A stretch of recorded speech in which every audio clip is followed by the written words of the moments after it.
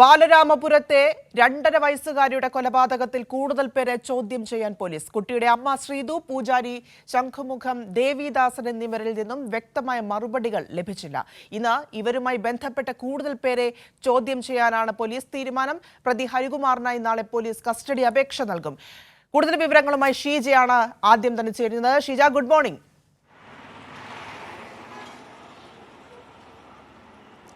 Good morning പ്രിയ.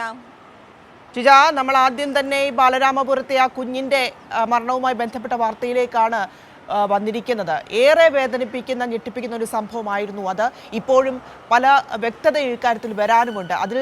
അതാണ് ഇപ്പോൾ police അന്വേഷിക്കുന്നതും. എന്താണ് ഈ ജോൾസിനെ സംബന്ധിച്ചുള്ള കാര്യങ്ങൾ?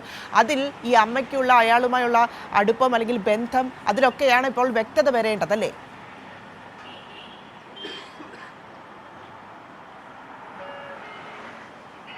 തീർച്ചയായും പ്രിയ, കാരണം ഈ ഒരു കുഞ്ഞിൻ്റെ മരണവുമായി ബന്ധപ്പെട്ടുകൊണ്ട് നമുക്കറിയാം പ്രതി ഹരികുമാറാണ്, കുഞ്ഞിൻ്റെ അമ്മാവൻ തന്നെയാണ്, അത് സമ്മതിച്ചിട്ടുണ്ട്. പക്ഷേ ഇതിൻ്റെ മോട്ടീവ് എന്താണ് ഈ കൊലപാതകത്തിനുള്ള കാരണം എന്നത് സംബന്ധിച്ചാണ് ഇപ്പോഴും വ്യക്തത കൈവരിക്കാൻ സാധിക്കാത്തത്. കാരണം അതിന് ഏറ്റവും പ്രധാനപ്പെട്ട കാരണം എന്ന് പറയുന്നത് ഇതിൽ വ്യക്തമായ മറുപടി ആരുടെ ഭാഗത്ത് നിന്നും ഉണ്ടാകുന്നില്ല. ഹരികുമാർ ആകട്ടെ പോലീസിൻ്റെ കസ്റ്റഡിയിൽ ഉണ്ടായിരുന്ന സമയത്ത് പരസ്പര വിരുദ്ധമായിട്ടുള്ള മറുപടിയാണ് ഓരോ ഘട്ടത്തിലും നൽകിക്കൊണ്ടിരുന്നത്. ഇത് പോലീസിനെ വലിയ തോതിലാണ് ആശയക്കുഴപ്പത്തിലാഴ്ത്തിയത് എന്നുള്ളതിൽ ഒരു തർക്കവുമില്ല. അതിനുശേഷം ഇപ്പോൾ ഹരികുമാർ റിമാൻഡിലാണ്. നാളെ കസ്റ്റഡി അപേക്ഷ പോലീസ് നൽകുന്നുണ്ട്.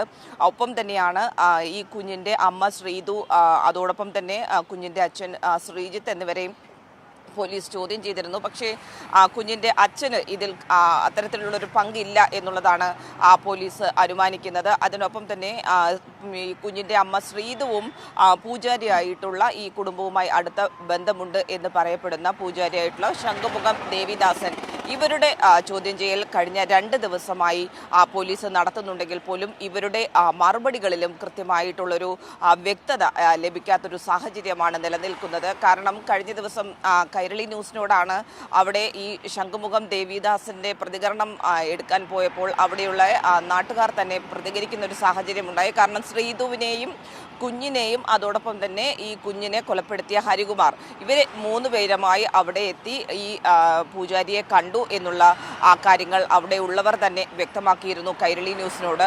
അപ്പോൾ അവിടെ ആദ്യമായിട്ട് അവർ വന്നതല്ല, അതിനു മുൻപും വന്നിട്ടുണ്ട്. അതോടൊപ്പം തന്നെ അവിടെ നിന്നും കുഞ്ഞിൻ്റെ കരച്ചിലടക്കം കേട്ടിട്ടുണ്ട് എന്നുള്ളത് അടക്കമുള്ള കാര്യങ്ങൾ അവിടെയുള്ള ഒരു പ്രദേശവാസി നമ്മളോട് പങ്കുവയ്ക്കുകയും ചെയ്തിരുന്നു. ഇതടക്കമുള്ള കാര്യങ്ങൾ പോലീസ് പരിശോധിക്കുന്നുണ്ട്.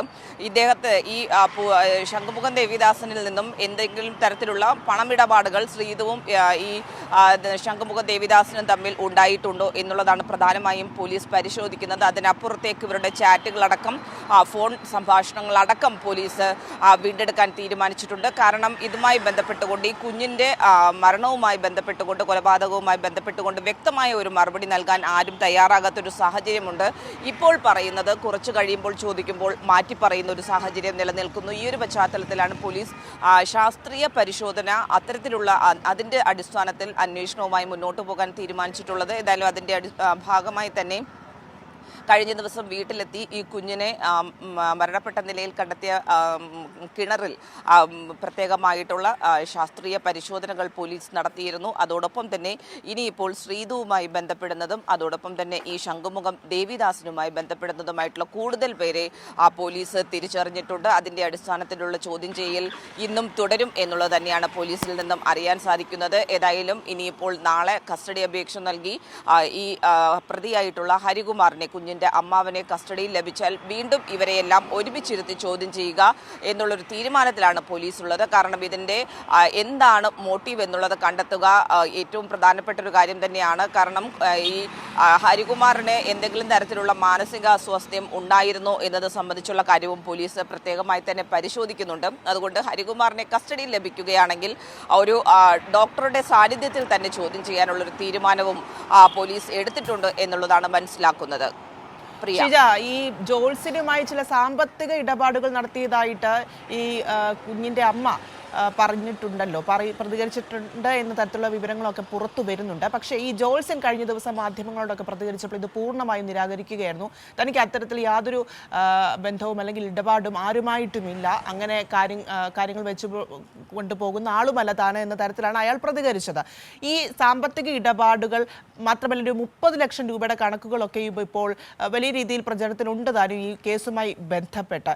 അതിലൊക്കെ എന്താണ് മനസ്സിലാക്കേണ്ടത്? എല്ലാത്തിനും പല രീതിയിൽ ദുരൂഹതകൾ നിറഞ്ഞുകൊണ്ടാണല്ലോ ഇത് മുൻപോട്ട് പോകുന്നത്.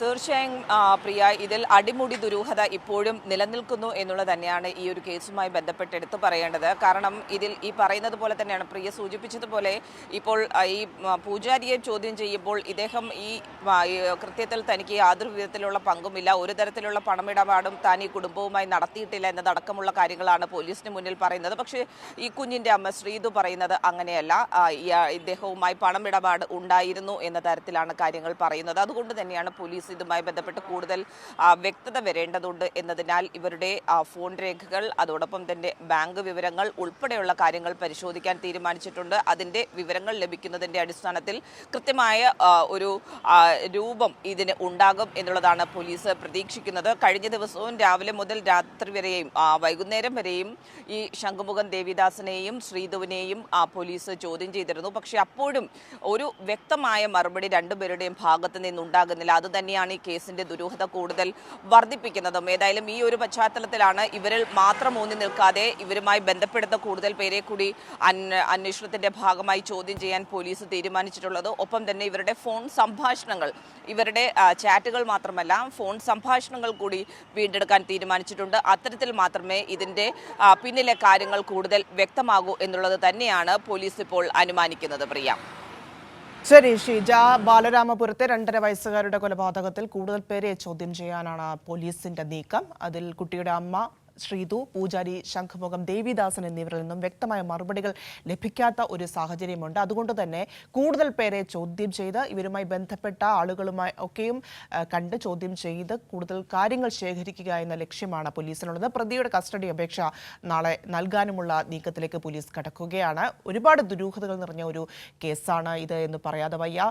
ഓരോ ദിവസവും പല രീതിയിലുള്ള വിവരങ്ങളാണ് ഇതുമായി ബന്ധപ്പെട്ട് വരുന്നത്. ഈ പ്രതി തരുന്ന മറുപടികളൊക്കെയും അവ്യക്തവുമാണ്, ഒരിക്കൽ പറയുന്നതല്ല, പിന്നീട് ചോദിക്കുമ്പോൾ പറയുന്നത് എന്നും പോലീസ് പറയുന്നുണ്ട്. എന്താണ് സംഭവം? എന്ത് തന്നെയാണെങ്കിലും ഈ കുഞ്ഞിൻ്റെ മരണത്തിന് കാരണം എന്താണ് ആ കുഞ്ഞിനെ ഇതിലിരയാക്കാനുണ്ടായ മോട്ടീവ്? അതാണ് ഇപ്പോൾ പ്രധാനമായും അറിയേണ്ടത്. അത് സംബന്ധിച്ചുള്ള കാര്യങ്ങളാണ് പോലീസ് പ്രധാനമായും അന്വേഷണ പരിധിയിൽ ഇപ്പോൾ നിർത്തിയിരിക്കുന്നത്. നമുക്കും അത് തന്നെയാണ് അറിയേണ്ടത്. അത് സംബന്ധിച്ചുള്ള കൂടുതൽ വിവരങ്ങൾ ഉടൻ തന്നെ വ്യക്തമാകും എന്നും പ്രതീക്ഷിക്കാം. വിശദാംശങ്ങളാണ് ഷീജ നൽകിയത്.